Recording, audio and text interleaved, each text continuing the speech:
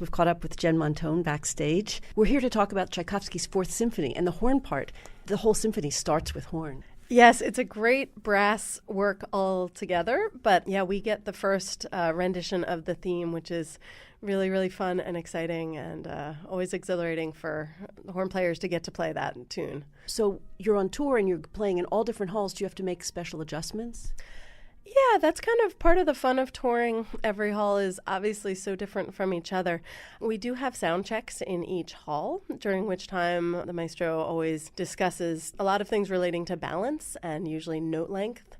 A lot of the different halls are either far less vibrant than ours or louder than ours, so there's always usually a balance component. I'd say that the general scope of what the orchestra does for these big works is probably pretty standard, but we do adjust the little details so that it makes a little bit more sense in each hall.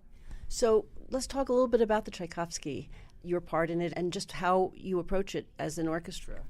Yeah, it's a great piece. I mean, it's like such a popular piece, such a fun piece. The last movement is so perky. The first movement is so interesting and has such darkness. The nobility and the grandeur of it is really satisfying.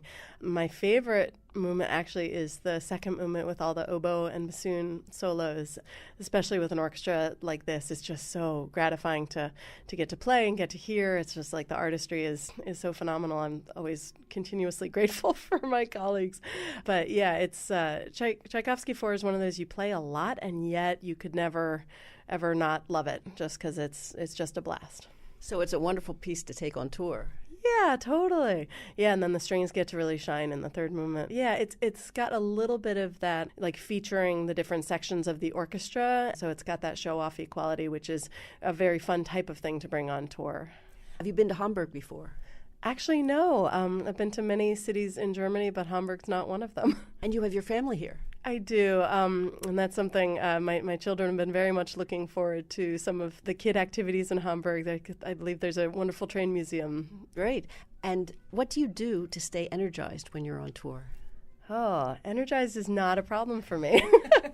I love traveling. I love different cities, but it's a pride thing, I think. This orchestra takes such great pride in the fact that we love what we do and we have a strong sense of who we are and what we do as an orchestra, like how we play and how we work with Yannick and what we are to our city. And so I think we feel very proud and very honored to get to take that elsewhere and just be like, look at what Philly's got. Let's look what Philly is. Like we're a city of heart and soul and caring and giving our all and, just like gutsy and, emotional and loving. And so we get to bring that everywhere. And that's, I think there's hard to say that there's much of anything that's more energizing than that. And it must be wonderful to connect with audiences in all these different places. Absolutely. I mean, the classical music community is so small in a way, and it's so beautiful how it ties and weaves in between these countries. I mean, it's, music being an art form that can connect. I mean, that's a special thing about Israel. It's like, with all the complication that is, art is supposed to be and music is supposed to be a loving, giving thing. And so we are very lucky to get to, as artists, hop to different places and just say hi and, and all that. It's wonderful. And share your music. Exactly. Thank you so much, Jennifer Montone. Thanks for having me.